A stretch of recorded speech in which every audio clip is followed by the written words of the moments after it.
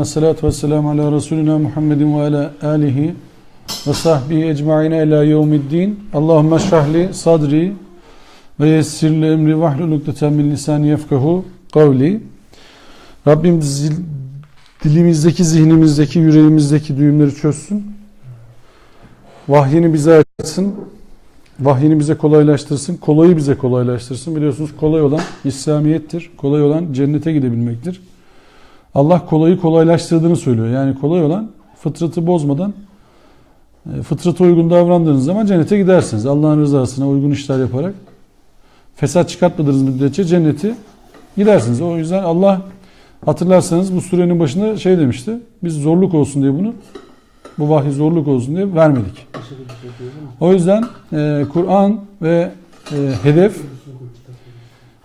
hiçbir zaman zorlanmamız için değildir. Ve cennet de kolaydır normalde. Yani bu şeycilerin anlattığı gibi değildir. Bazılarının anlattığı gibi öyledir böyledir filan değildir. Allah çok bilinmezli bir denklem üzerinden bizlerle konuşmuyor. Cennet yolunun kolay olduğunu söylüyor. Şart ne? Fıtrat dinine uyacaksınız. Yani yaratılışınıza uygun işler yapacaksınız. Yaratılışınıza uygun yaşayacaksınız. Cenneti dünyadayken iman edeceksiniz. Orada da burada yaptığınızın karşılığını göreceksiniz. Yani bizden istenen, hepimizden istenen sevgili abiler, kardeşler, arkadaşlar, fıtrata uygun iş yapmamız. Yeryüzünde fesat çıkartmamamız. Bak, yeryüzünde fesat çıkarınca Malik isminin tecellilerini aramayınca, kendini insan Malik olarak görmeye çalışınca, sahiplik, mutlak sahiplik iddiasında olunca yeryüzünü cehenneme çevirir.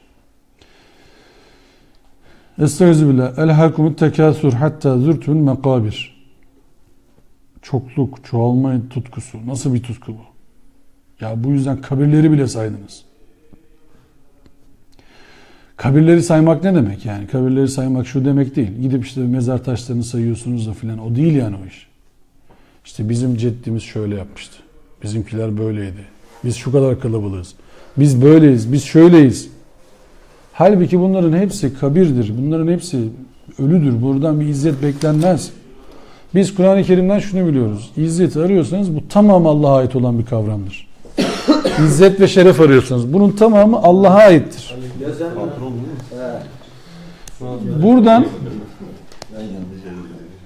Buradan yapılacak tek şeyiniz var şu.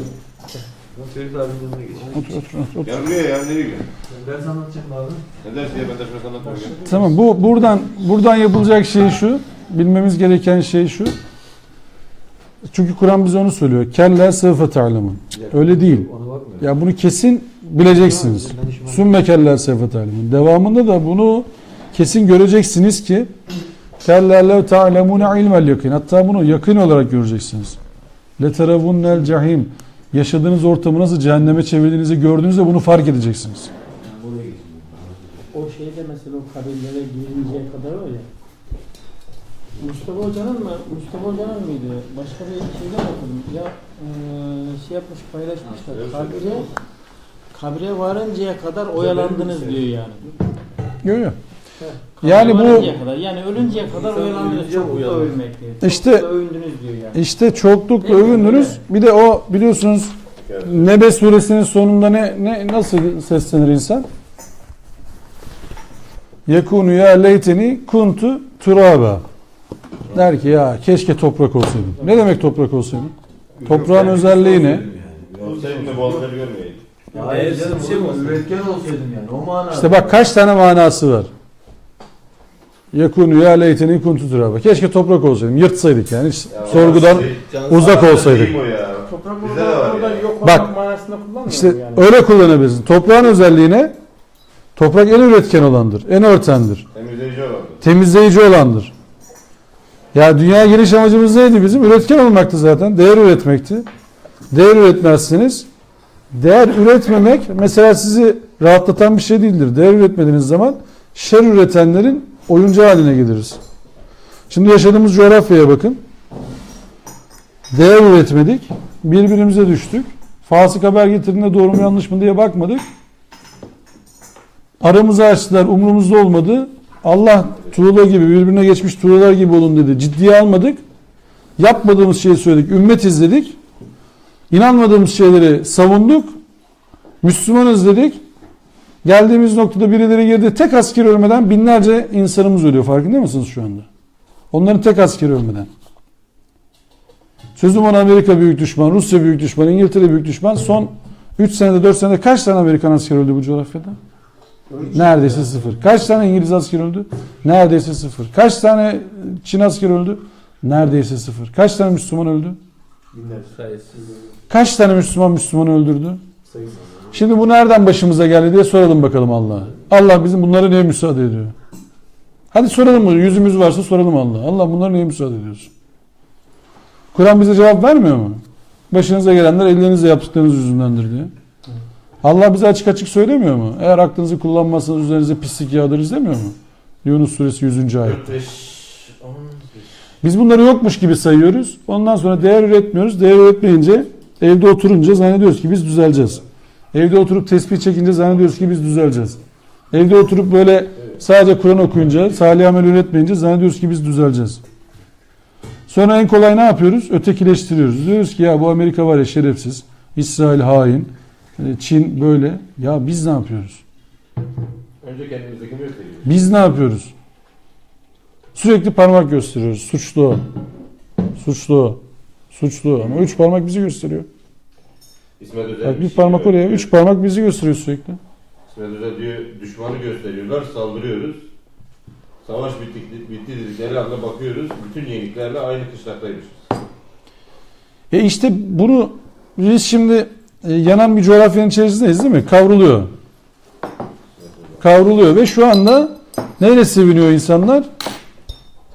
Sözüm ona Müslüman olduğunu iddia eden 2 grup kağıt üzerinde birbirlerinin tankını, topunu, insanını öldürmekle mesafe kazanmaya çalışıyoruz değil mi?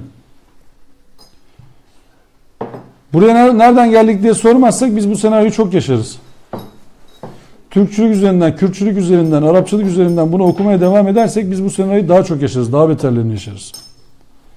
Ya birilerinin ya bir dakika biz Müslümanız ne oluyor deme vakti geldi geçti. Evet ya Amerikan silahıyla gidiyoruz şeyi vuruyoruz. Amerikan silahıyla geliyorlar bizi vuruyorlar yani. Şuraya. Biz de seviniyoruz. Bilmem ırkımızı öne çıkararak sevinmeye gayret ediyoruz. Silah, hem bu tarafa silah. Yani kim kime vuruyor? Yani bu akılsızlıkla bak bu akıllı kullanmamakla, akıl üretmemekle biz belamızı bulduk zaten. Allah belasını versin demesine gerek kalmadı kimsenin. Aklı kullanmamakla biz belamızı bulmuş durumdayız şu anda. Yani bu savaşların geneli de öyledir. Savaşların kazananı kaybedeni olmaz. Az kazananı çok kaybedeni olur. Ama kesin kaybedersin yani. Bu kadar füze atılıyor, mermi atılıyor, top atılıyor bilmem. Nereden çıkacak bunların parası? Kim ödeyecek bunları? Biz ödemeyeceğiz mi? Bunlar normal halkın içerisinde kullanılması gereken şeylerdi. Orada o kadar topraklar gidiyor, orada o kadar insanlar ölüyor. Ya bu çok kötü bir yere savrulduk ya. Yani biz çok bunu bir akıl üretememekle, bir araya gelememekle, bir birlik olamamakla, insanlık adına konuşamamakla çok kötü bir yere savrulduk. Allah bunu Kur'an-ı Kerim'de açık açık söylüyordu. Yani bir ayet var ya, Allah çağırdı, isteyerek ya da istemeyerek Allah'a razı geldiler. Yani Allah'a secde ettiler. İsteyerek istemeyerekten kasıt istemeye secde ettiler değil. Bazıları iradeli varlıklar, yaratılanlar. Bazıları iradesiz varlıklar. İradesiz varlığın istemesi ne ki yani? İstemeyerek o demek. Zaten iradesiz. İradeli varlıkların tamamı isteyerek yapar bu iş. Niye? Elinde sonunda çünkü galip olacak olan Allah'tır. Aziz olan, izzete sahip olan Allah'tır. Malik olan Allah'tır. Bizim buradaki en büyük hatamız ne biliyor musunuz? Ben fanatizmin her türlüsünden Allah'a sığınırım. 1. Irkçılığın da her türlüsünden Allah'a sığınırım. 2. Bak bunları biz yıkamadığımız müddetçe, yenemediğimiz müddetçe Elazığlılıkla övünürüz, Bayrampaşalılıkla övünürüz, Arnavutlukla övünürüz, övünürüz Allah övünürüz. Seçmediğiniz şeyle övünmeyin abiler. Seçmediniz abi, övünmeyin böyle bir şeyle. Allah'a bunun hesabını veremeyiz.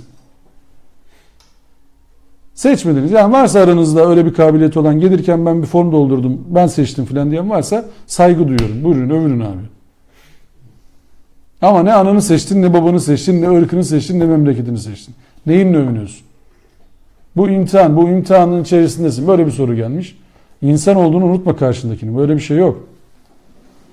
Geldiğimiz nokta ne? Sihir. Sihiri bozamadık. Hazreti Musa Firavun'un sihrini bozdu. Biz bozamadık.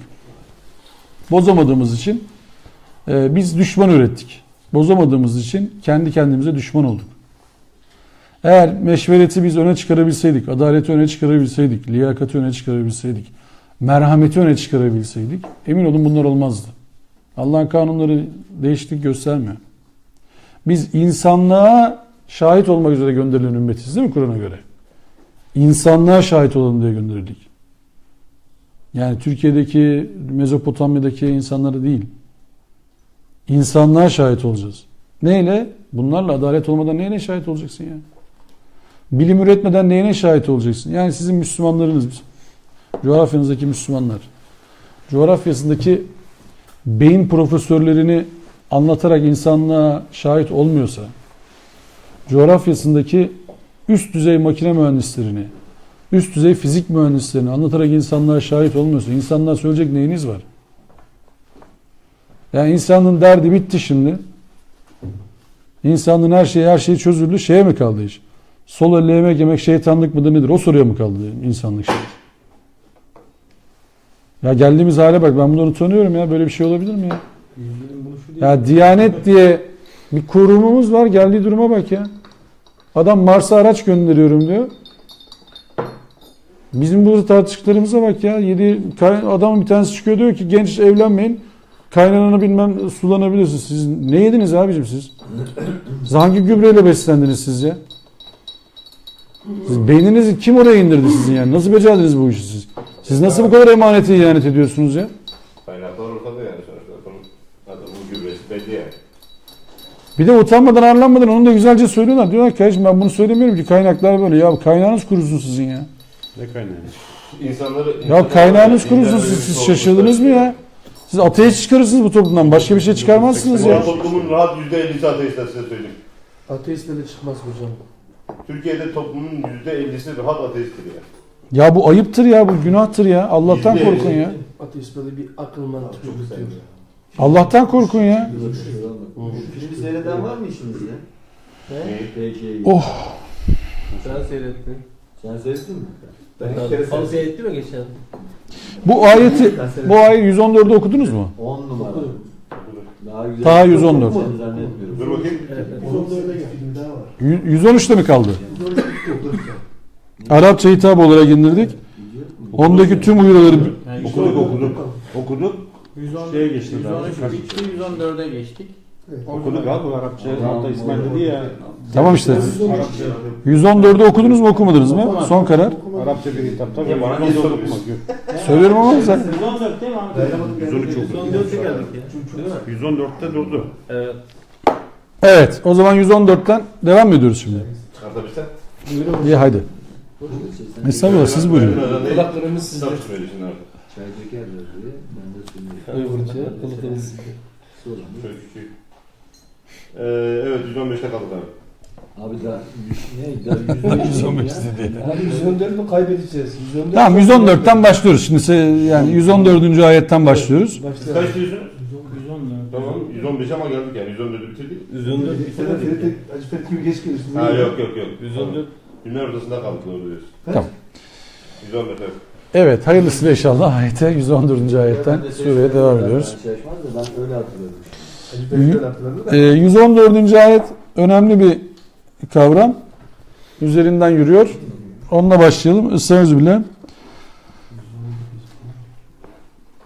Fetealallahul melikul hak ve la tec'al bil Kur'an min qabli en yuqta ileyke vahyu ve kul rabbi zidni ilma. Sonuçta aşkın olan Allah, mutlak otoritenin sahibi olarak mutlak hakikatin de kaynağıdır. Şu halde ve la tec'al bil Kur'ani min qabli en yuqda ileyke vahyu. Sana onun vahyi tamamıyla sana ulaştırılmadan önce Kur'an hakkında tez canlı davranarak sonuç çıkarma. Şimdi ne demek bu? وَلَا تَجْعَلْ بِالْقُرْآنِ مِنْ قَبْلِ اَنْ يُقْضَى اِلَيْكَ وَحْيُ. Hükümler mi diyor bir meseleyle alakalı belki ayet inmemiş. Nihai bir bu doğrudur, hakikat budur iddiasında bulunma yani. Sen belki şu an o düşüncedesin. Yarın o düşünceden de vazgeçeceksin. Mesela örneği var Mücadele Suresindeki o kadının durumu, mesela Peygamber Efendimiz hüküm veriyor, yanılıyor, sonra ayet iniyor, Allah diyor, kadının dediklerini diyor. O tarz bir şey olabilir mi? Evet, başka yorum? Aceleci olma diyor yani. Tam neye aceleci olma? Şimdi diyor ki Karar verme. ve la tecen bil Kur'an. Kur'an için acele etme diyor. Ya şimdi Süreç ama iniyor. Şimdi mesela sen yani iki türlü okuma yapıyorsun. Bir inanan gözle okuyorsun, bir de inkar eden gözle okuyorsun. İnanan gözle okuduğunda da acele etme, inkar eden gözle okuduğunda da acele etme. Bırak, hani bizde olgunlaşma diye bir ifade var ya, okuman da biraz olgunlaşsın, sen de biraz olgunlaş, üzerinden süreçle geçsin, onu okuduğun ayeti toplumda bir gör, toplumda bunun örneğini bir şekilde karşına çıksın. Ona göre reaksiyon göster. Değil mi? Mesela sende şey olsun. Mesela diyor ki adam çocuk hani kız çocukları veya erkek çocuklarını erken yaşta evlendirebilirsin. Acele etme. Çünkü bir gün sen de baba olacaksın. Bir gün sen de kızın çocuğun olacak. Kendi çocuğuna yakıştırabilecek misin? Acele etme. Bir karar verme yani. Bir onun senin üzerine bir uygulamasını gör. Biraz böyle okumak gerekiyor bence yani. Ağırdan gitmek gerekiyor. Yani bugün mesela bizler biraz dersimizde biraz şey geçerek yani bir eleştiri de olabilir belki. Kendi adıma da şey yapabilirim. Hani böyle kolay yargı verebiliyoruz. Ha o belki o işte o Erdem Uygar'ın şeyleri var ya. Yani itirazları işte. Belki biraz haklılık şey de var. Çünkü biraz okuduğumuzda kendimize hemen bir sonuçlar çıkartıyoruz. O öyle değil, böyle. İşte hep böyle yanlış bilinmiş, aslında bundan bahsediyor. Bu ayetin amacı hep böyle anlaşılmış, aslında bu o değil, bu. Şeklinde bir okumayla yapmamak gerekiyor. Acele etmemek gerekiyor. Yani. Şimdi acaba yani Mehmet Hocam dediği gibi ayetleri böyle birbiriyle karşılaştırıp onun hükmü öyle mi çıkar demek istiyor? Bu türe yani o da var. Değil mi yani karşılaştırıp? Bir ayetten hüküm çıkartma. Yani o manada da. Evet. Mesut Hoca doğru diyorsun. başka? Bir de Allah daha hüküm vermediği işler için hüküm vermem demek istiyor. Mesela o Mücadele Suresinde. Olabilir. Şimdi burada iki tane başka var mı fikri olan? Düşüncesi olan. Acele etmiyoruz, sonuç çıkartmıyoruz şu an. Bekliyoruz yani. Şimdi burada iki tane kavram var bak aynı kelimenin içerisinde. Birisi Kur'an, birisi vahiy. Bak aynı ayetin içerisine giriyor. Birisi Kur'an, birisi vahiy. Vahyu yani onun vahyi gelmeden Kur'an için acele etme diyor. Kur'an hakkında tez canlı davranarak sonuç bildirme. 105. ayette biraz da açıklamasını yapmış Allah. Dağ suresi. Dağların Ama hocam zaten vahiy gelmeden zaten hani yorum yapma diyor yani. Öyle değil mi? Yok. İşte şimdi onu anlatmaya çalışacağım. Şimdi Kur'an kendini tariflerken sebü mesani olarak bildirir. Yani sebü mesani ne demek? Tekrarlanan. Kur'an-ı Kerim kendini açıklayan olarak da bildirir. Fasıla bir de mübin der yani. Kitap kendisi için. Açıktır der. Açıklayan, tafsir eden, kendi kendine de tefsir eden bir tarafı vardır. Yani siz bir konu hakkında Kur'an-ı Kerim'deki yani kitaptaki ayetleri topladığınız zaman orada bir Kur'an oluşur. Yani bir küme oluşur. Ayet kümesi oluşur. O ayet kümesi tamamlandığında o vahiy tamamlanmış olur. O konuyla alakalı. Evet. Bütünlük sağlanmış olur. Yani aynen öyle tek ayeti bulduğunuz zaman tek ayeti gördün ya oradan. Hemen diyorsun ki hüküm bu. Cımbızda. Değil. O ayetin mesela anlatışıyla alakalı işte çok anlatıldığı için kolay olsun diye söylüyorum. İçkinin yasaklanmasının bir merhaleden bahsedilir Kur'an üzerinden anlatılırken. İçki yasaktır. Bir başka varyantında der ki kendini bilene kadar namaza yaklaşma der. İçkinin her türlüsü yasaklanır. Şimdi adama şunu yasaktır, şöyle gelsin. İçki yasaktır. Adam içti ne yapacak diye bir gelseydi soru. Adam içti şimdi ne yapacağız şimdi? Şimdi bu Kur'an-ı Kerim'in de gelen ayetler bugünümüzü de kapsıyor olması lazım. Yani bugün de bu olayların yaşanıyor olması lazım. Bugünden sonra da yaşanıyor olması lazım. Yani size uyuşturucu veren maddelerin tamamının hayatınızın içerisinde böyle merhaleleri vardır demek ki. Bunu nereden öğreneceksiniz? Yine o içkiyle alakalı ayetleri toplayacaksınız, bir tarafa çıkaracaksınız. Kutsiyeti bir tane muhkemse diğerleri müteşabih hale gelirler. Kutsi mesela kutsiyeti anlarken Kur'an'dan o kutsiyetin geçtiği yerdeki kavramları, bağlantılarını çözeceksiniz ki kutsal kavramını Kur'an'a sorduğunuzda cevap çıksın ortaya. Tek ayet üzerinden yürüyemezsiniz. Ve tek ayeti alıp da bir tarafa koyup onu çok önemli hale getirirseniz, o konuyu tek o ayet açıklıyor gibi anlatırsanız, onunla alakalı diğer ilintili ayetleri bulamazsınız, anlamazsanız açıklamanız da eksik kalır. Yani bizim şunu bilmemiz gerekiyor. Yani geçen haftalarda burada bir örneğini yapmaya çalışmıştık. Isır kelimesi de bir kelimeden bahsetmiştik yani. İsran kema hamelte valelizine imkanına. Şimdi biz bu ısrı ne dedik yani Türkçe'ye çevirirken? Daha öncekileri yüklediğin gibi bize de yükleme. Ama ısır Kur'an'a sormadığımız zaman ayazda kaldı bu tercüme. Çünkü ısır Kur'an'da anlatılmış bir kavramdı. Yani o küme tamamlanmıyor o öbür ayet olmadan. Anlatabiliyor muyum meramımı? Yani Kur'an tabiri burada küme olarak geliyor. Ya o konuyla alakalı bütün tamamlanmadan acele etme. Bir de hatırlarsanız Kıyamet Suresi'nde buna benzer bir tarif vardı değil mi? O kıyamet sahnesindeydi. Şimdi bağlamından koparmamak lazım. İşte Ahmet Hoca'nın o siyah sibak dediği siyakı ve sibakın yani geliş noktası diğer öndeki ve sonraki ayetleri birbirinden koparmamak lazım. Orada da ne diyordu? La tuharrik bihi li ta'cele bih diye gelen bir ayet var değil mi? 13 ile 19. ayet olması lazım arası. 75. sure.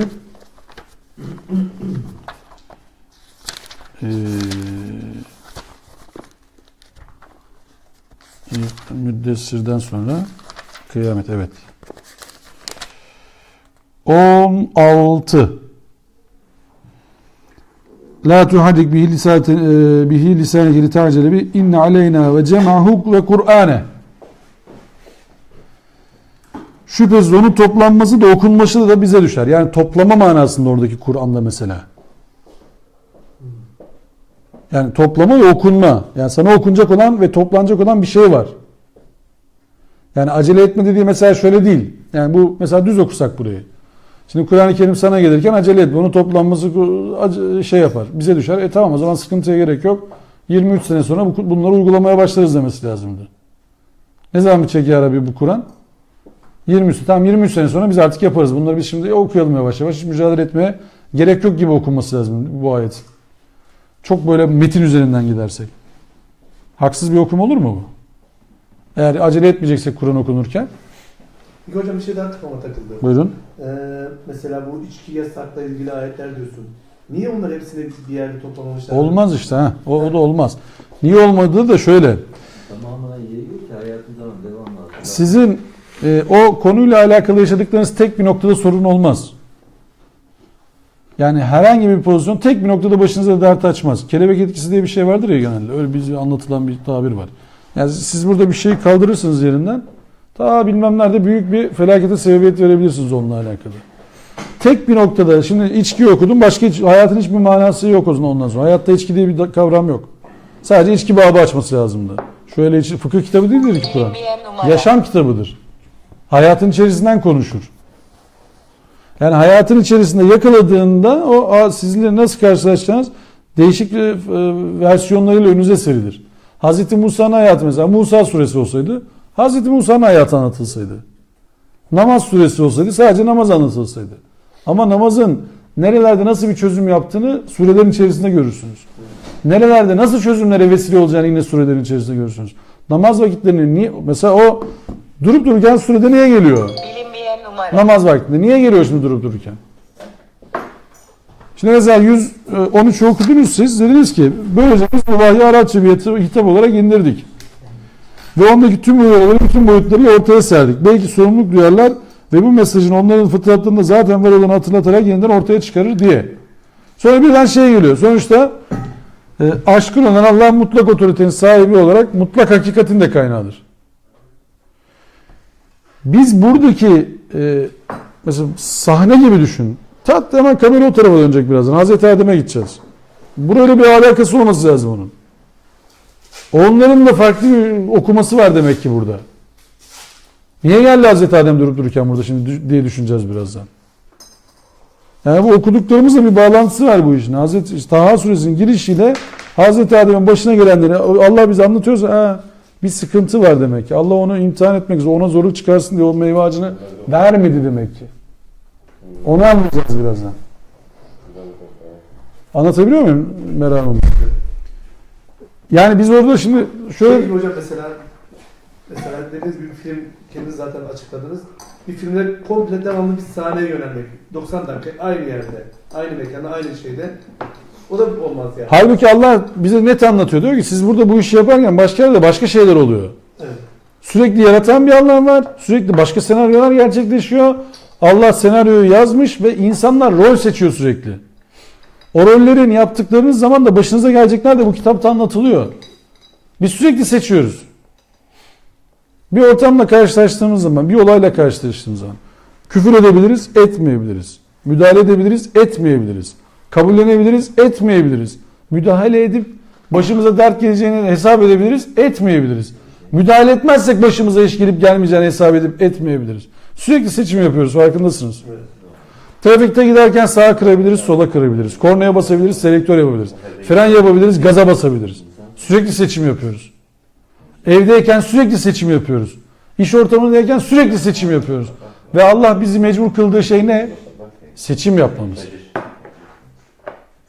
Seçim yapmamız. Allah bizi ona mecbur kıldı. Seçeceksiniz dedi Allah bize. Ve her seçtiğimizden de hesaba çekileceğiz. Yapmamız gerekirken yaptıklarımızdan. Yapmamız gerekirken yapmadıklarımızdan.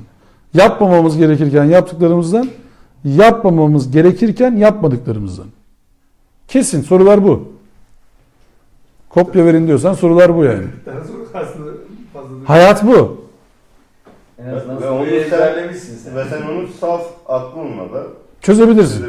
Çözebilirsin. Herhangi bir bilgiye, herhangi bir vahye. Bizden istenen ne? Allah bize diyor ki ayette işte. Kul de ki inne salati ve nusuki ve mahyaya ve memati lillahi rabbil alemin. Alemlerin Rabbi Allah içindir. Ne? Hedefim, arzularım, planlarım, korkularım, endişelerim, sevinçlerim, isteklerim, ölümüm ve yaşamım. Alemlerin Rabbi için, Allah içindir. Ne? Diyor ki sebbaha lillahi ma fis semavati ve ma fil ard. Yani yerde ve gökte ne varsa hepsi Allah adına hareket ederler. Siz bunu söylediğiniz zaman, yani dediğiniz zaman inne salati ve nusuki ve mahyaya lillahi ve mahyaya ve memati lillahi rabbil alemin, bu kozmik koroya siz de katılmış oluyorsunuz aslında. Biz de katılmış oluyoruz aslında. Çatlak ses bir bizden çıkıyor. Nasıl oluyor iş? Yani Allah bize bozmayın diyor. Biz bozmadığımızı söylüyoruz Allah adına hareket edince. Bu kadar. Bu işlerin bedeli var.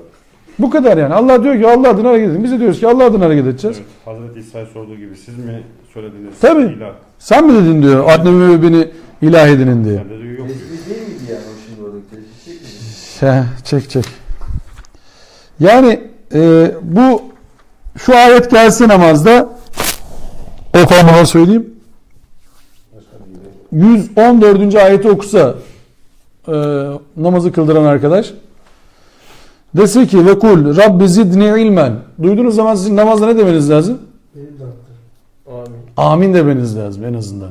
Benim de artık Arapça söyleyemezseniz Arapça söyleyen bulamazsanız Türkçe söyleyin. Yani namazda diyaloğa geçin Allah'la. Duyduğunuz ayetleri, ezberlediğiniz ayetleri okudunuz. Mesela Tin suresinin sonu öyledir ya. Eleysallahu bi ahkemel hakimin diye biter. Hükmedenlerin de en iyisi Allah değil midir yani? Allah hükmedenlerin de hakimi değil midir? Peygamber bunu okuduğunda Bela ya Rab. sahabe de öyle diyormuş. Bela ya Rab. Elbette ya Rabbi ne demek yani?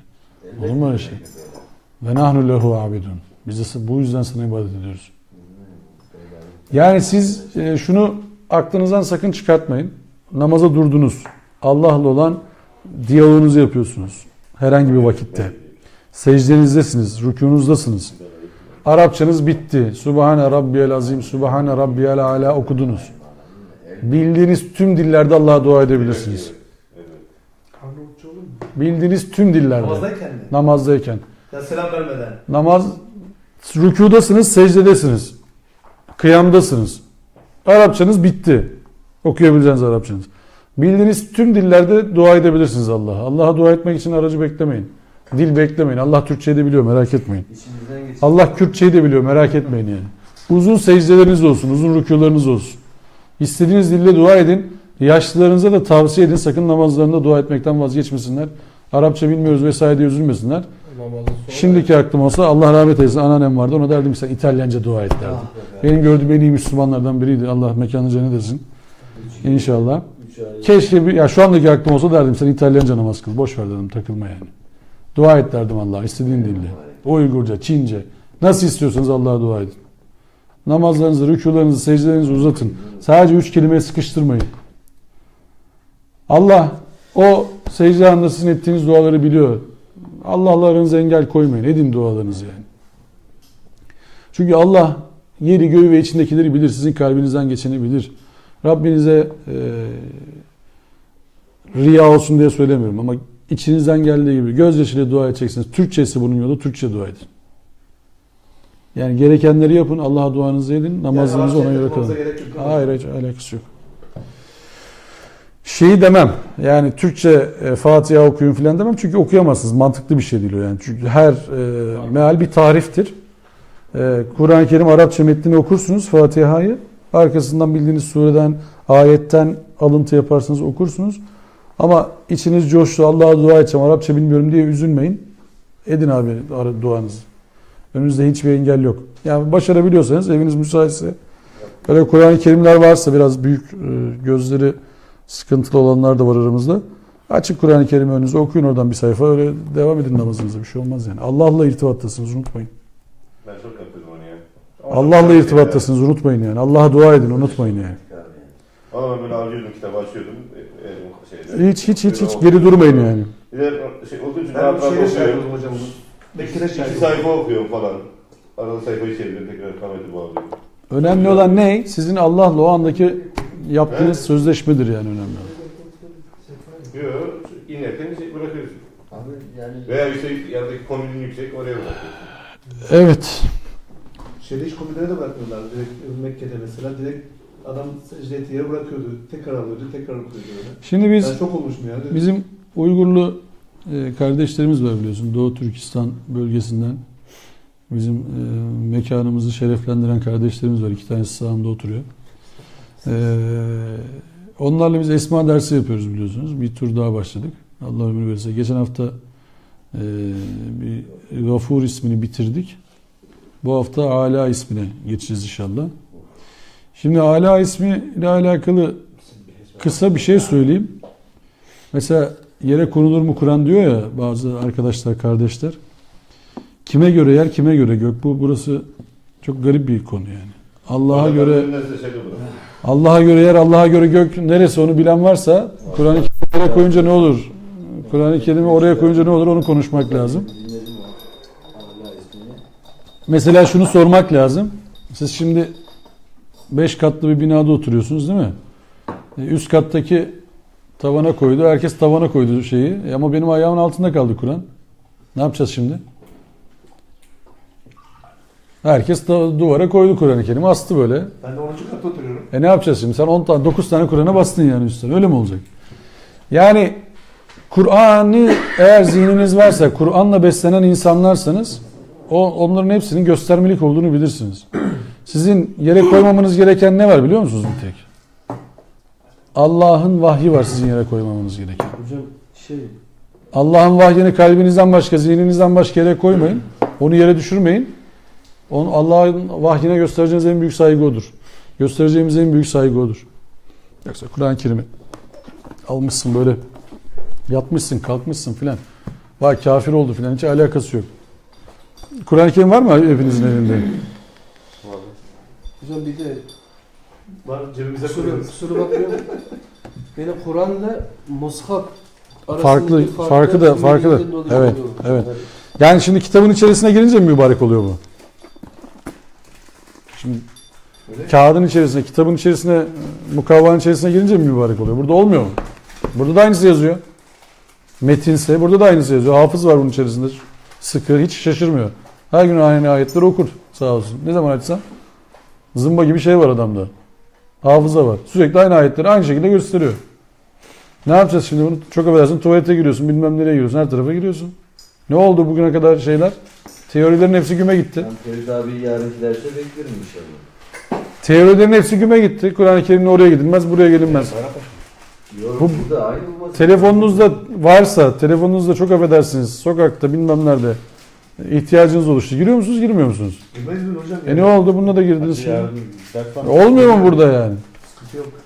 Ama bak geldi mi şimdi göz önüne al yani o. Onu hiçbir dert edilmek istemezsin. O kadar söyleyeyim. Vallahi gelirim hocam. Yani bizim şunu bilmemiz gerekiyor. Abi üstüne abi. Gelirim valla. Ala ismiyle Abi Gülce. Ne oldu Ucab abi? Gülce ne dedim hocam? Yok siz korkutmayın. Basri abi bir şey diyeceğim. Bak Basri abi bir şey diyeceğim. Bir gün bunlar dedim gel Türkçe konuş dedim anladım. Biz dedi öz Türkçe konuşuyoruz. Siz dedi bozuk konuşuyorsunuz. Bana aynen öyle dedi Abdülaziz abi. şimdi bizim şunu bilmemiz gerekiyor. Yani Kur'an-ı Kerim'e saygı göstermek, Allah'ın vahyine saygı göstermek, onu böyle bir güzel bir kılıfın içerisinde tutmakla, bir sandukada tutmakla alakalı bir şey değildir. Ayet var değil mi? Ali İmran suresinde. Onlar ayaktayken, otururken ve yanları üzere yatarken Allah'ın ayetlerini tefekkür ederler. Diyor değil mi? Ve derler ki ya Rabbi sen bunları boşuna yaratmadın. Peki bir soru daha soracağım size. Bu Allah'ın ayeti midir? Ayettir. Yok. Elma Allah'ın ayeti midir? Elmadır nettir ama o kaşığa o formu verme özelliği veren Allah'ın ayetidir o anlamda. Tamam, sonuçta ayettir. Üründür, insan ürünüdür ama Tamam, ayettir. evet. Allah'ın veli esması var. Sonuçta ayettir değil mi? Elma ayettir. Elma yerken oturarak yiyor musunuz? Üstünün gibi yiyoruz yani. O da ayet, o da ayet. Ne oldu şimdi? Yani demek ki oturuş formuyla vesaire alakalı değil. Sizin o elmayı dengeleyemeniz, olmayanlarla paylaşmanızdır ayete saygınız. Elmanın kökünü kurutmamanızdır ayete saygınız. Elmayı çürük hale getirmemektir ona saygınız. Elmayı olmayanlarla paylaşmanızdır o ayete olan saygınız. Elmanın tekrar orijinal haliyle üremesine müsaade etmenizdir. Fesat çıkartmamanızdır o ayete olan saygınız. Yani siz elmayı sadece elma olarak görürsünüz, atarsınız da kesersiniz, istediğinizi yaparsınız. Kökünü de kurutursunuz. Elmayı Allah'ın ayeti görürseniz elma ağacını kesebilir misin ya kolay kolay? El insaf. Ama elma ağacını da putlaştırmazsın. Kesmen gerekiyorsa kesersin. Zihnin öyle çalışır. Alırsın başka yerde başka bir elma üretimine yine devam ettirirsin. İnsandır birinci sırada. İnsanın hayatıdır. Ama doğal dengeyi bozmadan yapacaksın bunu. Yani ayettir. Kertenkele de ayettir. Affedersiniz yıldız da ayettir. Elma da ayettir. Ayettir. Allah yarattı bunları. Bunların hepsinde Allah'ın emeği var. Hangisini hor görebilirsiniz bunların? Hangisini hor görürseniz Allah'ın ayetine değer vermiyorsunuz demektir. Yani siz şimdi Kur'an-ı Kerim'in toplanması mesela bu mesela diyelim ki elmanın Kur'an'ını okuyacağız tamam mı? Ya bu elma niye yaratıldı diye sormadan elmayı yok edelim diyorsun. Elmanın o döngü içerisindeki tüm versiyonlarını, tüm varyantlarını bilmiyorsun ki sen. Niye yok edelim diyorsun mesela? Niye cahil konuşuyorsun? Niye acele konuşuyorsun? Hocam cansızlar da ayet midir? Alayı ayettir. İki çeşit ayet var. İradesiz. 3 çeşit. 3 çeşit. Bunun insan. İndirilen ayetler ve yaratılan ayetler. Kevni ayetler bir de insan var. 3 çeşit ayet var yani. Dışarıda gördüğün her şey ayet. Sen ayetsin bir de vahiy ayeti yani. 3 çeşit ayet türü vardır Kur'an'da. Dağlardan soruyorlar diye sormadınız mı geçen hafta? Yok biz sormadık. Niye Allah dağlardan soruyorlar dedi size? Aslında böyle gidiyorduk.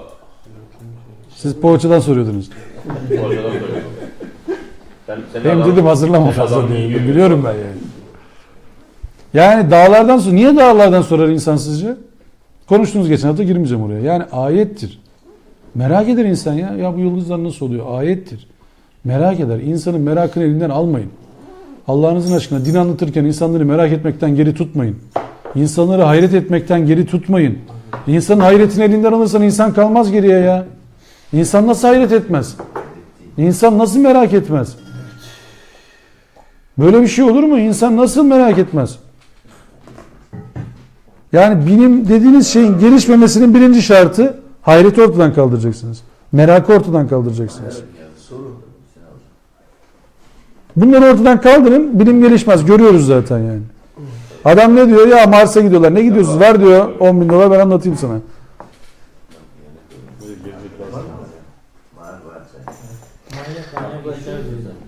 Ama bak sen geçen hafta hizmet yaptın. Evet. Şimdi geldik Hatta yeni konuya. diyormuş Mars'a 1 milyon kişiyi çıkaracağım diyor. Adamın hayatı var ya. İnsanın Ama hocam Mars'a gönderdiği araba şeymiş, yörüngeymiş. O, Çalıntı çıktı. yörüngeymiş. ne? Araba Yok, şaka araba yapıyorum. gönlünde yörüngeymiş yani. Abi Mars'a ne gideceksin? Adam geldi oradan anlattı yaptı. Nasıl ya? Yörünge nerede Sözlü böyle? test ya. Uydu var ya, uydu pardon yörünge değil, uyduymuş yani. Araba gönlünde uydu yapmış adam yani. Hayır, adam yapmış ya, biz şeyi tartışıyoruz. Plakasını şimdi sen şey yazıyor diye. Adam yapmış. Şimdi yeni bir konuya geçiyoruz Taha suresi içerisinde. Biraz geriye gideceğiz şimdi. Koltuklarınıza yaslanın. Başlangıca doğru devam ediyoruz. Diyor ki Allah ve ezkulna lil melâiketis cudu li Adem'e fesecedu illa iblis Çok geriye gittin abi sen. ebe. En başa gittin ya. Oradan geri dönmek Bu dediğimiz takribi bilim insanlarına göre 3.7 milyar yıl önce filan. Takribi.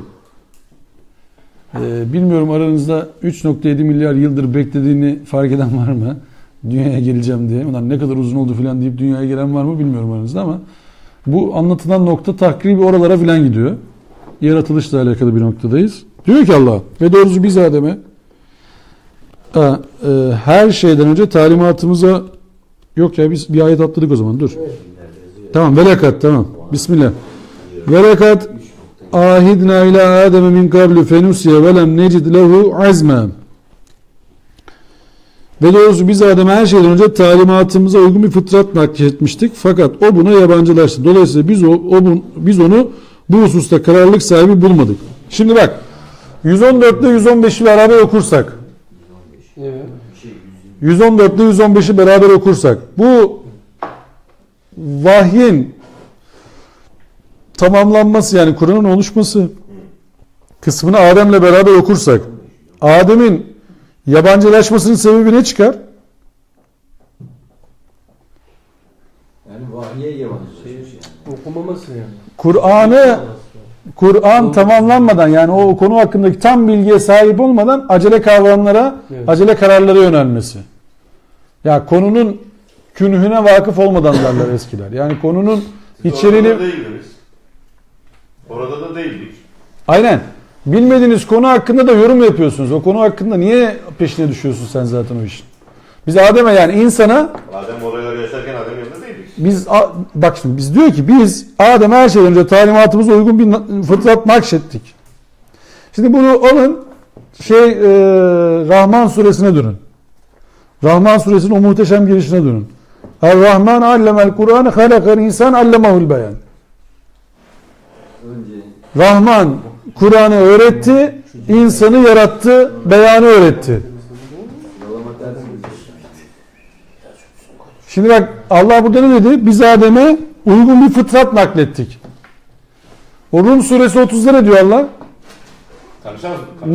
Nereye dönün diyor? Fıtrat dinine dönün diyor, değil mi bize? Bak, fıtrat dinine dönün diyor. Şimdi burada ne diyor? Biz ona uygun bir fıtratı nakşettik diyor. Rahman suresinin girişinde ne diyor? Er-Rahman allemel Kur'an. Halakal insan allemahul beyan. Kur'an, insan, beyan. Rahman olan Allah Kur'an'ı öğretti, insanı yarattı, beyanı öğretti. Sıralama bu mu? Evet, sıralama bu. Ama insan Ne oldu, biz nasıl öğrendik bu işi şimdi?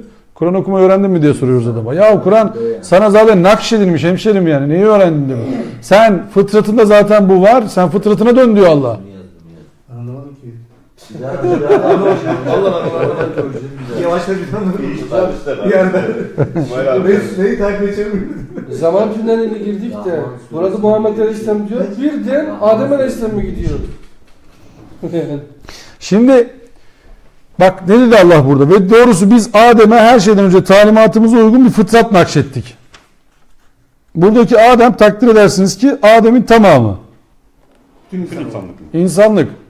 Niye? Çünkü bak öbür ayetleri okuduk. Allah bize ne diyor Rum suresi 30?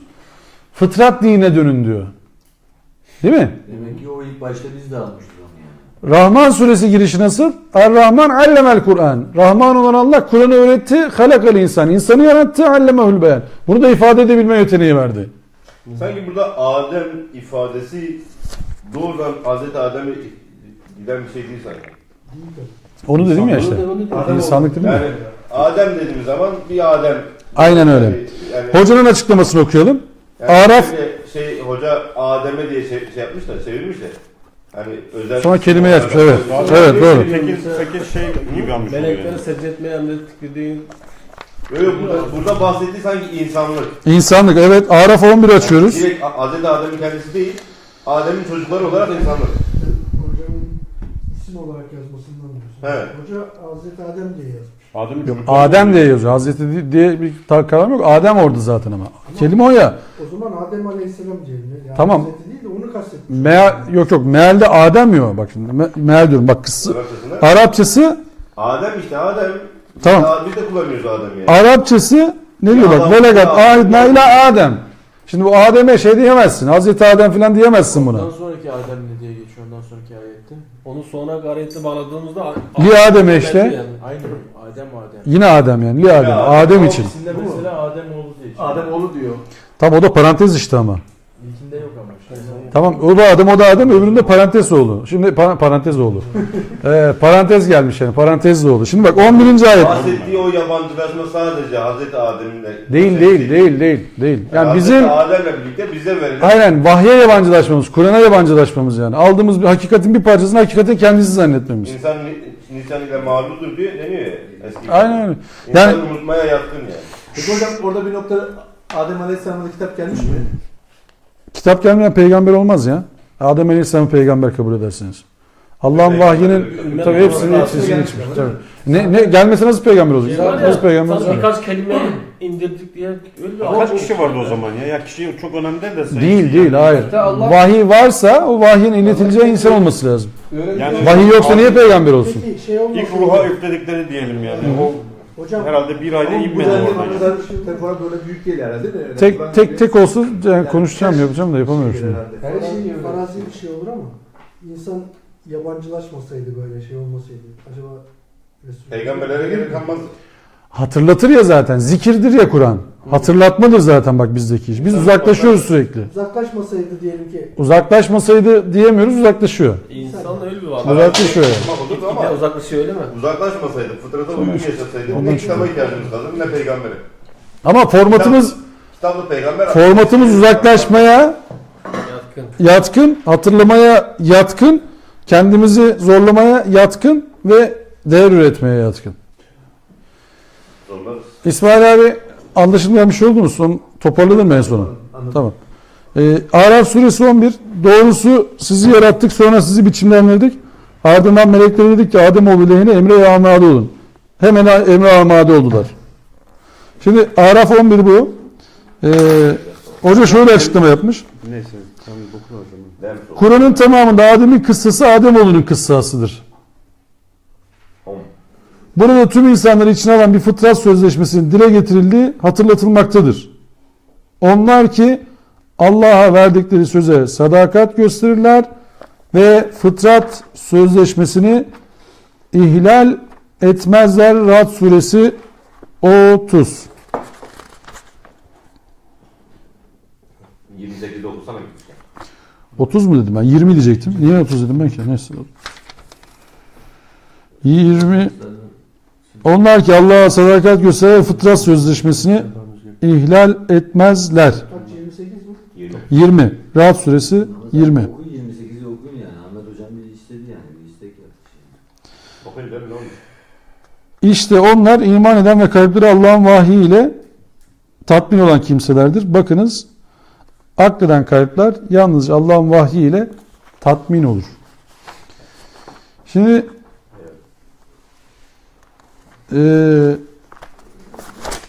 bir ayet daha okumamız gerekiyor burada. Hocam bir yerde okudum da okumuştum da bu ahdi Yani bütün mesela diğer kavimlerdeki şeylerden, onlara özellikle yakınları olan şeylerden de bu ahdin salat olduğunu söylüyor. Yani namaz olarak değil, salat olarak salatı bozmak. Ahdi bozmak, salatı bozmak. Allah'ın yanında bağ koparmak, yanında durmamak. Bir ayet daha okumamız gerekiyor dediğim ayet, demin bahsettiğim Rum suresi 30. ayet. Oradaki فَاَقِمْ وَجْهَكَ لِلدِّينِ حَنِيفًا فِطْرَةَ اللّٰهِ الَّتِي فَطَرَ النَّاسِ عَلَيْهَا لَا تَبْدِيلَ لِخَلْقِ اللّٰهِ ذَٰلِكَ الدِّينِ الْقَيُّمِ وَلَاكِنَّ اَكْسَرَ النَّاسِ لَا يَعْلَمُونَ. Şimdi bu fıtrata nakşedilenin ne olduğunu anlamamız için önemli bir ayet. Şimdi sen varlığını her türlü sapmadan uzaklaşarak tümüyle doğru ve asıl dine, Allah'ın insanlığın özüne yaratılıştan nakşettiği fıtrata çevir. Allah'ın yarattığında olumsuz bir değişme olmasın. İşte değer odaklı gerçek dinin amacı budur ve fakat insanların çoğu bunu bilmiyorlar. Yani bazen sorarız, ya adam dinle, imanla alakası yok. Ulan ama adam süper adam, ne yalan söyler ne bir şey yapar filan. Adamın özü zaten odur. Fıtrat onu ister.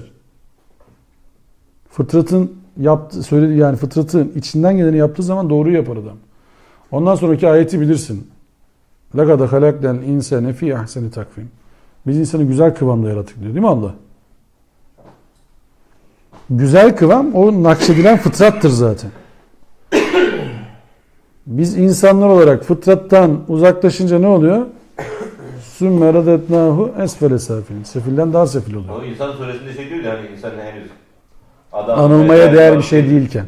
Neydi öncesinde? İşte beşer kısmında akıl, irade, vicdan yoksa yani fıtrat mı yüklendi yani? Fıtrat yüklendi işte. O fıtrat, akıl, irade, vicdan geldi. Onunla beraber akıllı, üreten bir varlık haline, anlayan bir varlık haline geldi. Şey yani Homo sapiens. Öğrendiğimiz mesela ruhun üflenmesi. Ruhun üflenmesi. Mesela biyolog şu andaki işini bildiğini zanneden biyolog arkadaşlar, bu işte kürsü oluşturan abiler ruhu kabul etmezler. Ruhu kabul etseler her şeyi Allah'ın yarattığını bilecekler. Yaratılışı mesela çözemiyorlar. Şu anda tek çözemedikleri konu o, ben size söyleyeyim. Geçenlerde bahsediyordum ya size çok anlıyormuşum gibi bir biyoloji kitabından, kuantum biyolojisi falan diye. Anlamıyorum. Öyle bir numara yok yani. Şimdi abartmayayım da ama zengin duruyor. Yani uçakta falan okurken böyle yaşam kıyısında acayip bir şey zannediyorlar sizi. Okurken şunu gördüm. Herifler mesela termodinamikten anlatıyorlar. Diyorlar ki böyle başlar hareket. Yani bir topa vuracak, ondan sonra hareket edecek. Tak tak tak tak tak tak. Bütün işte füzyon, elektron hepsi buradan olur diyorlar. Anlatıyorlar bunu. Basit bir kural yani. Bir hareket ettirecek birisi. De diyorlar kim? Nasıl oldu bu yani? Bir de diyor duygudan nasıl oluyor kardeşim diyor. Hepsini anladın mı diyor. Duygu nasıl hareket ettiriyor diyor bizi. Yani o kadar çöktükleri yer var ki yok yani. Allahsızlık, anlamsızlık. Anlamsızlığın olduğu yerde hiçbir şey çözemiyorsun. Allahsızlık, amaçsızlık ve anlamsızlık. O ikisi olmadı mı yaşamazsın zaten. Bitti. Niye yaşayacaksın? Ne olduğunu bile bilmiyorsun. Dünyaya niye geldiğini bile çözememişsin. Ve geldikleri yer şurası oluyor. Diyorlar ki ruh yok. Çünkü ruh var derlerse ulan ruhu kim koydu diyecekler buraya. Nereden çıktı bu? Kuantum biyolojisi dediğinizde korkunç bir konu. Acayip yani. Bu bir parça, sizden çıkan bir parça. Başka yerde sizin yaptığınız işleri yapmaya devam ediyor filan. Sizden bir parça gitmiş. Söyleyeyim, garip bir şey. Karaciğeriniz gitti. Sağdaki bir adama karaciğeriniz takıldı. Sizin misyonunuz o adamla yaşamaya başlıyor karaciğeriniz. Huyu değişiyor. Hem de nasıl? Caner Hoca geliyor mu programlara, bunları anlatsın işte. Hem de nasıl? Mesela o şeyin filmi var. Naruto diye bir yönetmen var. Onun 21 gram diye bir film var. Ruh. Çok ciddi şeyler var. Tabii 21 gram diyorlar ruh için. Kalp nakli yapıyorlar. Adamın karakteri, her şey değişiyor. Peki adamın karısı, yani kalp nakli yapılan karısı gidiyor. 21 gramı neye 21 gram dediklerini biliyorsun değil mi? Ruha. Adam öldüğünde 21 gram zayıfladığını şey yapıyorlar. Saptıyorlar genelde. Ruhun ayrılması mı? Gibi düşünüyorlar. Ruh 21 gram diyorlar. Yani. Ya bu kan bir yere gitmiyorsa içinde, tamam mı? Adam şimdi yaşıyor. Kan kaybı yok. Bir şey yok. Ruha fiziksel bir ağırlık, fiziki bir şey, cismani bir şey olarak algılıyor. Ya diyor ki bu herhalde ruhtur. Ya 21 gram nereye gitti falan. Kesin bir şey yoksa. Adam mesela şimdi 21 gramı Hava çıkamadı şimdi hava. işte 21 gram nasıl bulacaksın onu hesap edemiyorsun işte. Hava böyle adam diye kaldı niye çıkıyor hava? Tıkanır kalır o zaman. Yani çıkmaz gibi düşünüyorlar. Son nefesi verdi 21 gram olması lazım. Ondan değil ondan sonra başlıyor 21 gram. Adam son nefesi verdi gitti. Ondan sonra 21 gram düşüyor vücut. Yani nefes de yok ortada. Ne verecek ki dışarıya falan diyorsun. Neyse. Orası hani çok önemlidir belki de anlayamadık. Aşkları da mı devralıyorlar yani kalp nakli yapıyor? Kesin. Kesin Faruk. O tarafa bir düşünsen inşallah. Yani 8 yıl sonra inşallah bununla alakalı cevabı verirsin bize. Ya o işin romantik tarafı da. Yani bizim şimdi Kötü bir şey değil. Hazreti insan olarak konuştuğumuz zaman Ne işe yapacağız ya? Allah'ın 7 milyarda bir olan varlıkları olarak hayata bakın. Dalak ne işe yarıyor? Farkındaysanız 7 milyarda birsiniz hepimiz. Dalak naklediyor. Yok yani ikincisi. Ama dalak ne işe yaradığını bilmiyorum. Bu şey Kendisinde bir aklı var mı? kablo bela Ruhun orada. aktarılmıştır. Odan aktarılmış gibi. bir şey. Şimdi her an bizden ahit alınıyor işte. Hocam ben 7 milyardan 3, 4, 5 gibi hissediyorum kendimi. Kaç gün kal? Şimdi hani bu surede okuduk ya kalkınca ne dediler onlar? Kaç gün kaldınız dediler? 10 gün. Akıllısı ne dedi? Ya bir gün mü filandır ya. Şimdi biz 3.7 milyar yıldır bekliyoruz. Kaç gün beklediniz diye sorsak? Çok az. Ne beklemesi ya? İşte ne beklemesi? Biz beklemedik ki hemen geldik diyeceğiz değil mi? Evet. En akıllımız öyle diyecek. Ne beklemesi ya? 3.7 ne abi işte? Durduk geldik diyeceğiz biz yani. Belki de var ya orada da yani 9 ay 10 gün denmiş olabilir mi yani ayette? Şimdi bizim 114. ve 115. ayetleri birleştirdiğimiz zaman ortaya çıkan konu demek ki ne? Fıtrata yabancılaşma, yani Allah'ın dininden uzaklaşma, konular hakkında bilip bilmeksizin konuşmalarımızla alakalı şeyler. O konuyla alakalı çerçeveyi çözemezsiniz. Mesela çerçeveyi çözmemek ne demek? Siz şimdi Kur'an-ı Kerim'deki yaratılış ayetlerini okuyorsunuz biyolojiyle alakalı. Bunu çocuk doğum uzmanlarıyla beraber okumazsınız. Bunu biyologlarla beraber okumazsınız. Bunların fikirlerini değersiz sayarsanız bu okuma yerine oturmaz. Olmaz. Neyden bahsediyorsunuz? Tefsir edecek. Ya adamların tefsiriyle sizin tefsirinizin bir görmesi lazım zaten. Adama diyorsun ki bak bizim kitabımız böyle bir şey diyor. 3 karanlık evreden bahsediyor diyor filan. Ne o da bir tefsir ya. Sonra Allah'ın ayeti nasıl? İşte 2-3 sene evvel galiba yanılmıyorsam Almanlar bulmuşlar. Vay demişler ne buluş yaptı. 3 evrede hakikaten doğum gerçekleşiyormuş filan. 3 karanlık evre. Şimdi Kur'an bunu söylüyor. Biz ne diyoruz? İman ettik. 3 karanlık evre kardeşim. Ama Allah diyor ki bak 3 karanlık evre var. Araştırın.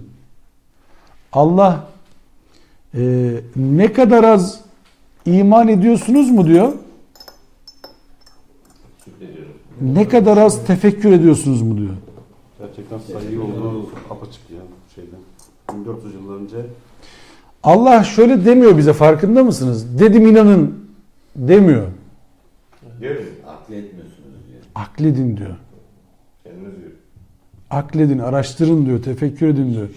Yani teşbihte hata olmaz diye söylüyorum. Güvense işte güven budur yani. Allah'ın hiç öyle bir derdi yok. Yani araştırılırsa 3 değil de 4 evre çıkar mı falan öyle bir derdi yok Allah'ın. Aman işte biz bunu dedik şimdi kendimizi bağladık. Öyle bir derdi yok Kur'an-ı Kerim'in. Halbuki ne yapması lazım Müslüman bir adamın, bir doktorun? Ben bakayım bu üçü bulayım demesi lazım değil mi? Ya bak şimdi üçü bulayım demek şu demek. Ben Allah'ın ayetini tefsir edeyim demek. Bunların evet Herkese tatmin oluyor. Şimdi bu şu demek değil. Ulan acaba 3 mü değil mi değil. Yok bulayım demek. Şimdi Hazreti İbrahim örneği var değil mi önümüzde? Hazreti İbrahim diyor ki ya Rabbi sen nasıl tekrar yaratıyorsun ya? Ben bunu merak ettim. Peygamber bizim anladığımız Resul tarifi nasıl olması lazım? İtaat eden mi?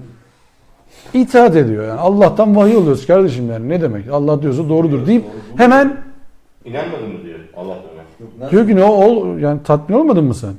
Yok İnanmadım tatmin diyor. olayım diyor yani. Tatmin olayım. Öyle değil yani tatmin olayım. Şimdi bizler bir işin peşine düştüğümüz zaman nasılını soruşturduğumuz zaman itaatsizlik etmiş olmayız. Nasılını oluşturduğumuz zaman hayretimizi ve merakımızı arttırmış oluruz ve bununla insanlığa şahit olmaya çalışırız. Ya biz biyolojiyle, fizikle, kimyayla uğraşmadan Nasıl insanlar şahit oluruz Allah'ınızın aşkına ya? Köpek öldürerek insanlar şahit olunur mu ya? Yapmayın gözünü seveyim ya. Kertenkele öldürün 100 sevap. Allah sizin cezanızı vermesin ya. Ya bu dine bu kadar hakaret etmeyin ya. Yazık ya. Vallahi yazık ya. Bir çekilin gidin şu dinden ya. Gözünüzü seveyim ya. Şu bırakın abi şu Kur'an'ın yakasından düşün ya. Allah'ınızın aşkına yapmayın şunu ya. Hocam niyesi belli değil. Ne yapalım? Nasıl? Ne yapalım? Bunu yapacaksınız işte. Uyaracaksınız. Herkes birbirini uyaracak abi. Herkes birbirini uyaracak. Kur'an'da Kur'an diyecek. Kur'an'a yönelin diyecek. İlime yönelin diyecek. Çocuklarınız biyoloji, fizik okuyacağım dediği zaman bununla Allah'a hamd edeceksiniz. Çocuklarınız yazılım okuyorum, kod okuyorum, tıp okuyorum dediği zaman Allah'a hamd edeceksiniz. Çünkü bu çocuklar Allah'ın ayetlerini tefsir edecekler. Yaşayan ayetler olacaklar bunlar ya. Ayakta ayetler olacaklar. Bunlar da biz insanlar şahit olacağız. Aziz Sancar gibi adamlar olunca biz insanlar şahitler olacağız. Allah sayılarını arttırsın Aziz Sancar gibi adamların. Allah ilmini arttırsın bu insanların ya. Ama onların arttırsın da bizim azaltsın mı? Hayır. Yani bunların üzerinde kafa yormamız lazım. Yani tekrar söylüyorum, cehaletime verin. O kitabı okurken çok zorlanıyorum ben. O biyoloji bilmem ne kitabını okurken. Çünkü çok uzağında kaldı bu konular maalesef. Ama 5 kere okuyorum, 6 kere okuyorum, 7 kere okuyorum okuduğumuz 7. Bildiniz kör cahil gibi okuyorum yani. Hiç anlıyormuş gibi değil. Ama 7. sefer anlıyorum en azından.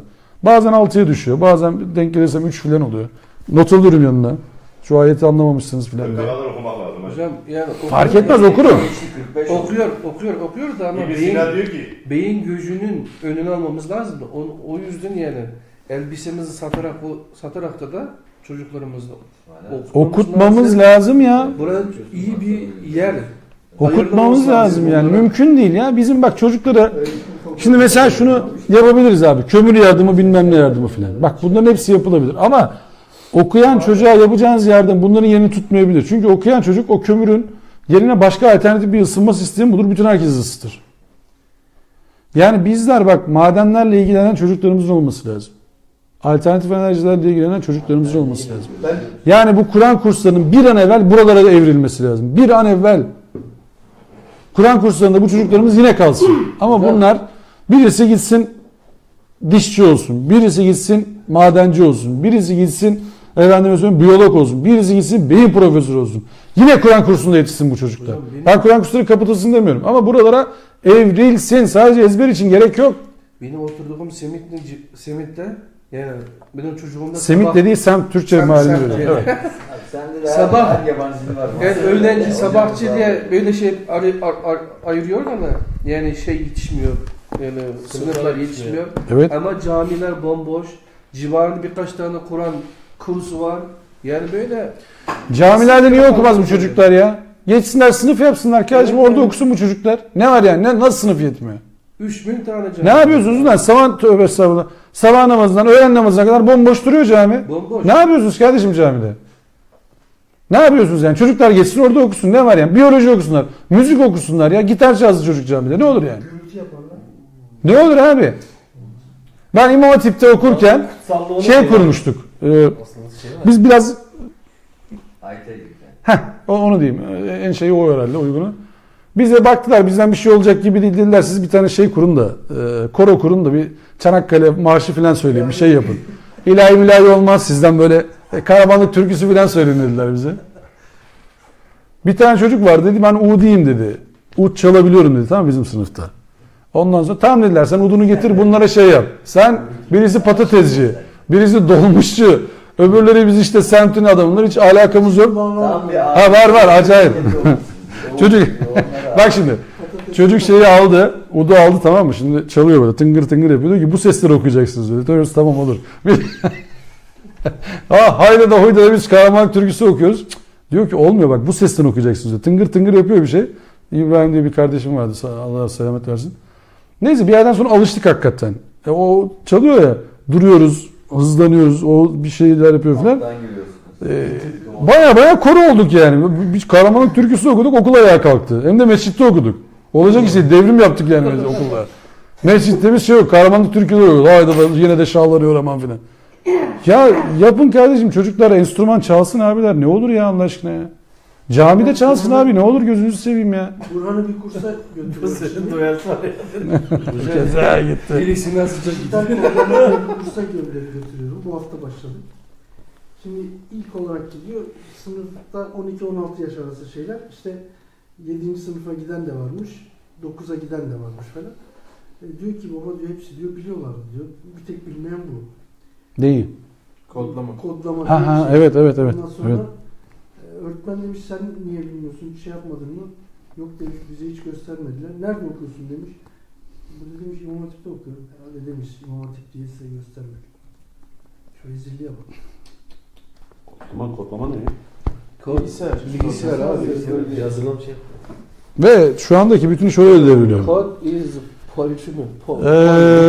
115. Evet, o zaman şu 3 ayeti okuyalım. Bu akşamı bitirelim, saat 10 oldu.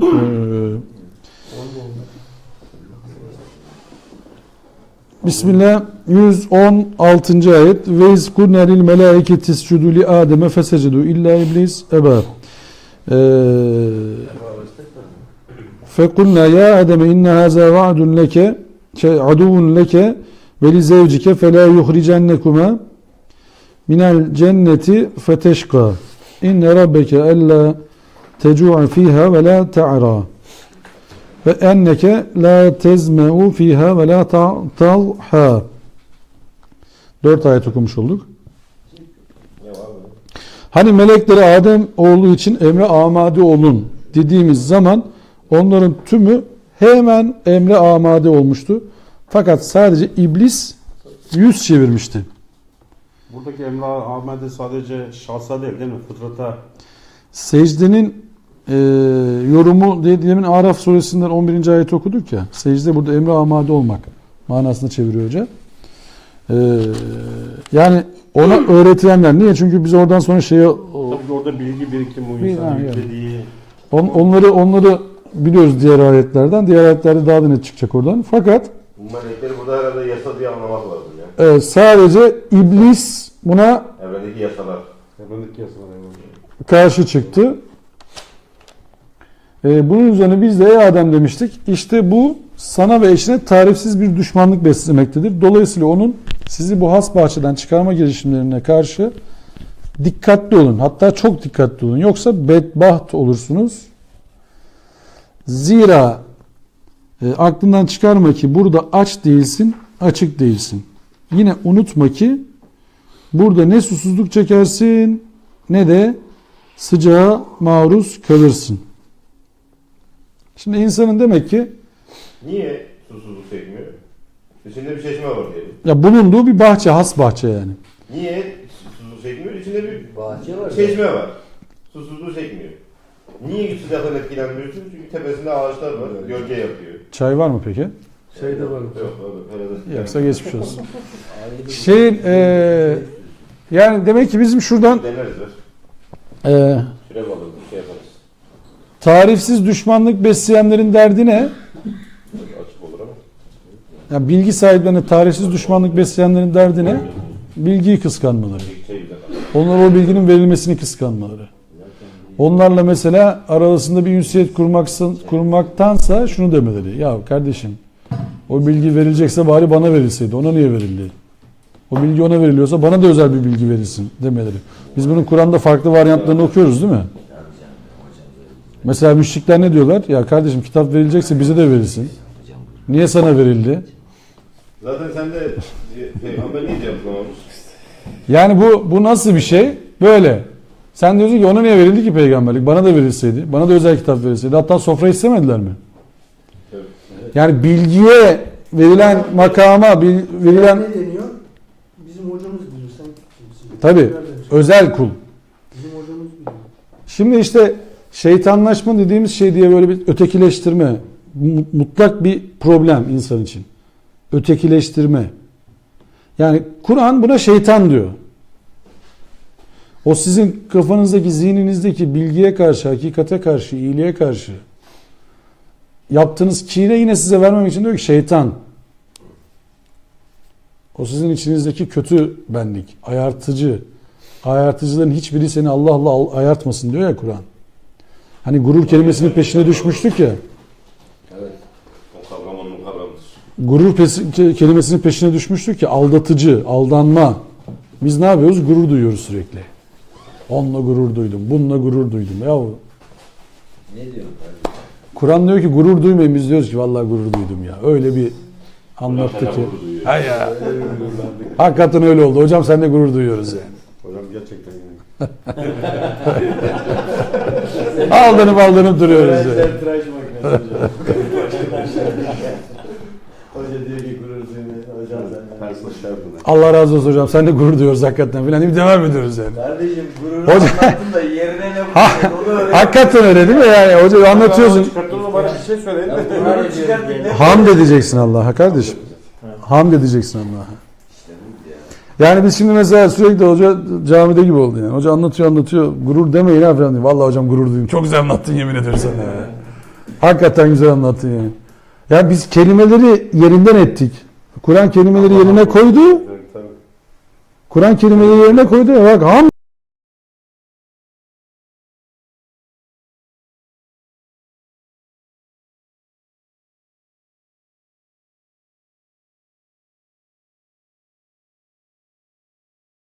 Kur'an'a cennete giriş cümleniz ne? Selamlanıyorsunuz ya. Melekler sizi selamladığı zaman cennetlikler ne diyor? Elhamdülillahi Rabbil Alemin diyor.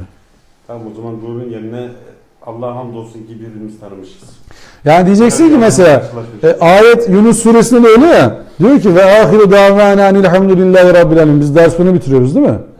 Genelde. Niye diyoruz bunu? Onların davasının sonuna anlamını söylemedik. Güzel Arapçasını söyleyip geçemedik. Ama Hoca bile arada diyor ki ben diyor işte bu ayeti okuyorum, ne okuyorum biliyor musunuz diyor, anlatıyor. ve ahiru davana, onların davasının sonu şudur. Alemlerin Rabbi olan Allah'a hamdolsun. Yani bizim davamız dünyaya Allah için yaşamanın sonu, hedefine alemlerin Rabbi Allah'a hamdolsun deyip de cennet nimetiyle karşılaşma anımız. Çünkü o da Allah'tan. Biz diyoruz ki hamdolsun Allah'a yani. Allah hamdınızı arttırsın. Allah merakınızı arttırsın. Allah ilminizi arttırsın. Allah şükrünüzü arttırsın. Allah üzerimize rahmetini, mağfiretini, bereketini arttırsın. Allah hayretimizi arttırsın. En büyük duam olsun hakikaten. Allah hayretimizi, merakımızı arttırsın. Allah Kur'an'ın kapısında bizleri hizmetli etsin. Ve bizlerden Allah razı olsun. İnşallah bu gece Allah'ın huzurunda utanmadığımız gecelerden biri olur. Ve inşallah bu gece için hesaba çekildiğimizde ahirette Allah'ın huzurunda şöyle diyebiliriz inşallah. Allah'a hamdolsun. İyi ki o akşam oradaydık diyebiliriz. Duamız o yöndedir. Ve ahiru davana elhamdülillahi rabbil alemin. Rızanillah. Teala Fatiha. Yarın da Uygur Esma halkasında bekliyoruz. Ya elim boz şeyinde,